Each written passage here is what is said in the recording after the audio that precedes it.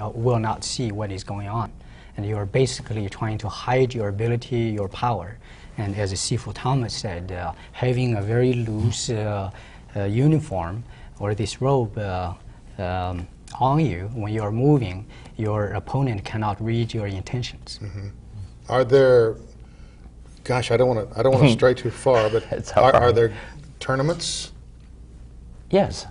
There are tournaments all over the world for Tai Chi now, and they are called push hands competitions. Push hands is based on first of all, when you start with a set choreographed routine, and then you start loosening up and getting into a fighting, just like any other combat system. Traditionally, the Tai Chi was created in the Chen family in Wenxian County in Henan province. Any idea how far back we can date? That's about 400, a little over 400 years ago. Really? But it was, I'm talking about when Tai Chi gained this name. But as a system, it has a history of well over 2,000 years. You live in Canada? I live in Canada now. Originally came from China. I learned my Chen-style Tai Chi Chuan when I was living in China. I was born in China. Rick, how did you become involved? You're a Tulsa man, are you? Yes, I'm a Tulsa man. And I was a young man who happened to be at the right place at the right time. Starting back when I was a kid, I was skinny, self-conscious. I didn't try any sports. But as a young man, I saw someone doing some Kung Fu. They were a former Navy SEAL, and they had learned some things. And he says, yeah, I'll teach you some things. So I started doing Kung Fu. What I found about it was it's fun.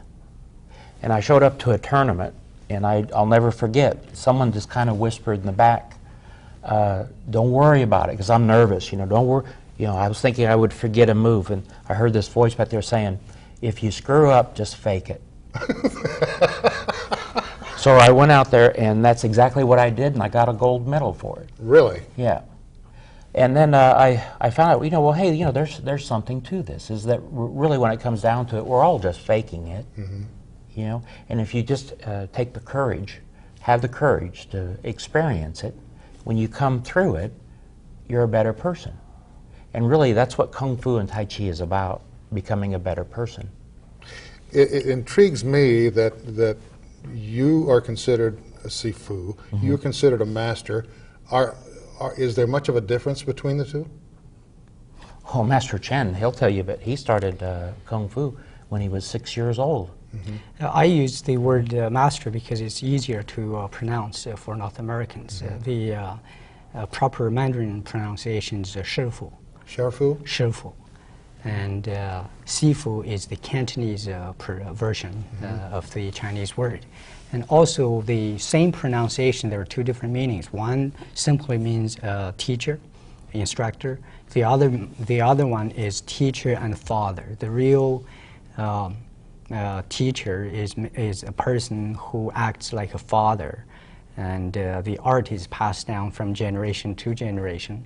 And in case it's not within the same family, the student has to take on the role of the son, carrying on the family tradition. You don't necessarily change the last name, but you have to take on responsibilities to learn and inherit and promote and pass on the art. It's a very serious traditional formalities. It's a tradition. My first exposure to China came by way of Pearl Buck's The Good Earth. And as a matter of fact, I reread it about 2 years ago just to make sure that my thinking was correct, because over the years I have learned that China is a most unique country in that it's self-contained. We get China from China. You eat on China. Well, initially China was made in China. Yeah, that's right. We get spaghetti from China. I mean, all the ice cream, all of the things that you think, well, that's American. Not necessarily. Not necessarily. What are the styles, the major styles of Tai